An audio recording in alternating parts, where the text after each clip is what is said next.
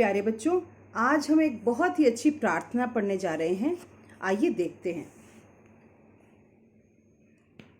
क्या आप प्रतिदिन प्रार्थना करते हैं? ज़रूर करते होंगे। आप प्रार्थना करते समय ईश्वर से क्या मांगते हैं? सभी के लिए अच्छा, अपने लिए अच्छा, अपने देश के लिए अच्छा, यही मांगते होंगे मेरे बच्चे, मुझे विश्वास है। जब प्रभु आपकी मांगी हुई इच्छा पूरी कर देते हैं तो आपको कैसा लगता है? सभी बहुत खुश होते होंगे। सही बात है ना? हाँ। आइए देखते हैं, यहाँ ये जो बच्चा है ये क्या प्रार्थना कर रहा है। हे ईश्वर, है तुझे प्रणाम, विद्या का दे दो वरदान, गुरुओं का सम्मान करें, ध्यान लगाकर सदा पढ़ें, सच्चाई के मार्ग चलें, मेहनत से हम नहीं डरें, पढ़ें लिखें और बने महान, हे ईश्वर, है तुझे प्रणाम। तो ये प्रार्थना थी बहुत ही अच्छी। अब देखते हैं यहाँ पर शब्द ज्ञान में शब्दार्थ। वरदान का अर्थ मनचाहा फल, सच्चाई, सत्यता, सदा, हमेशा, मार्ग, राह। विशेष में क्या बताया गया है? इस शब्द को इस तरह भी लिख सकते हैं। विद्या, विद्या को इस प्रकार भी लिख सकते हैं। परंतु बच्चों, मैं आपको बता दूं कि आजकल विद्या का यह रूप मानक रूप में माना जाता है। द के नीचे हलंत लगाकर देखिए, द के नीचे जो तिरछी लाइन है इसको कहते हैं हलंत। जिस भी अक्षर के नीचे इस प्रकार हलंत लगा होता है इसका अर्थ है कि ये अक्षर आधा है। इसको बहुत थोड़ी देर के लिए बोलना है। विद्या, विद्या नहीं, विद्या, ऐसे। अगला देखें, लिखित। लिखित में यहाँ पर प्रश्नोत्तर हैं। निम्नलिखित प्रश्नों के उत्तर लिखो। बालक विद्या का वरदान किससे मांग रहा है? देखिए यहाँ लिखा है, हे ईश्वर, है तुझे प्रणाम, विद्या का दे दो वरदान। तो यहाँ पता चल गया, बालक विद्या का वरदान ईश्वर से मांग रहा है। किससे? ईश्वर से। मैं छोटे में लिख रही हूँ, शॉर्ट में, ठीक है। तो देखो, किससे की जगह हम क्या कर देंगे? ईश्वर से। इसी प्रकार बच्चों हम उत्तर बनाते हैं जहाँ पर हमारे WH फैमिली के शब्द होते हैं। जैसे कि हिंदी में अगर हम बात करें तो कब, क्या, कहाँ, किसे, क्यों, तो उन शब्दों को हटाते और वहाँ पर अपना जो सही उत्तर है वो रख देते हैं। तो बालक विद्या का वरदान ईश्वर से मांग रहा है। अगला है, वह किसका सम्मान करना चाहता है? किसका, ठीक है, सम्मान करना चाहता है। गुरुओं का सम्मान करें। देखिए लिखा है गुरुओं का, तो हमारा उत्तर क्या हो जाएगा? गुरुओं का।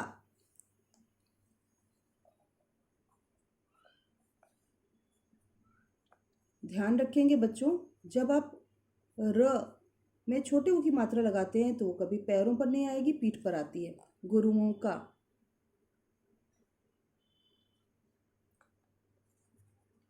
और ध्यान रखेंगे, जब हम कभी अ लिखते हैं ना तो अ में भी इस प्रकार से यहाँ पर गैप रहता है, ठीक है, ध्यान रखेंगे। गुरुओं का। बच्चों देखो, मैं इसको एक बार यहाँ पर साफ साफ लिख के दिखा रही हूँ। कैसे मैंने बोला आपको?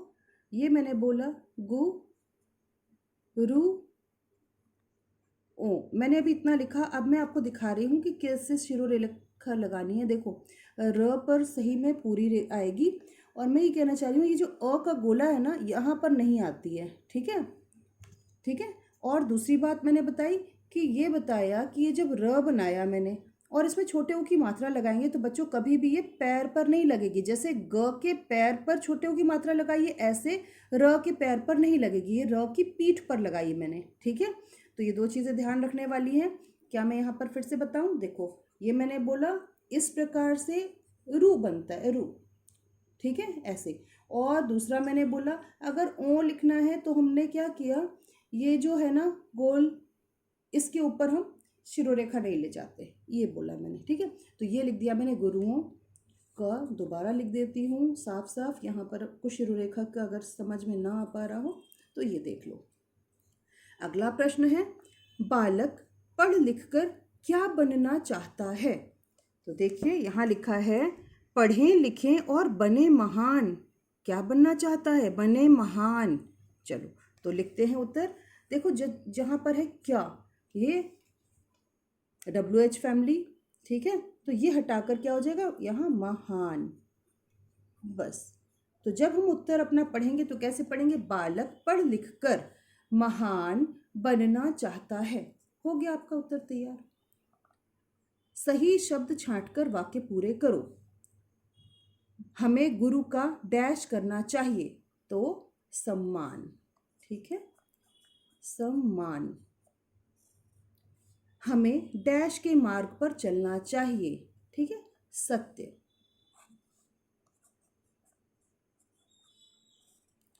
हमें डैश मन लगाकर पढ़ना चाहिए, ठीक है, तो क्या कभी कभी या सदा? सदा, ठीक है, मतलब हमेशा। डैश कर हम महान बनेंगे, तो खेल कूद कर या पढ़ लिख कर? देखो यहाँ बताया जा रहा है पढ़ लिख कर, लेकिन मैं आपको साथ ही एक बात बता दूं, आजकल खेल कूद कर भी हम देश का नाम रोशन कर सकते हैं और महान बन सकते हैं। बहुत महान खिलाड़ी हैं हमारे देश में, इसलिए कह रही हूँ पढ़ लिख कर हम महान बनेंगे। अगला है, दिए गए शब्दों से वाक्य बनाओ। हमें बड़ों को सदा प्रणाम करना चाहिए, ठीक है, चाहिए ऐसे लिखा जाता है। अब सच्चाई, हमें सच्चाई के मार्ग पर चलना चाहिए। सच्चाई के मार्ग पर चलना चाहिए मतलब कि सच बोलना चाहिए, ठीक है। अब ऐसा नहीं कि कोई मार्ग है सच्चाई का और वहां पे हम चलना है, नहीं। महान, हमें अच्छे काम करके अच्छे काम या कार्य करके महान बनना चाहिए, ठीक है। देखो ये आपके ऊपर है, आप कोई भी वाक्य बना सकते हैं, मैंने ये बना दिए हैं, ठीक है। तो बच्चों आज हमने बहुत ही अच्छी प्रार्थना पढ़ी और उससे संबंधित अभ्यास कार्य किया। आज के लिए बस इतना ही। धन्यवाद।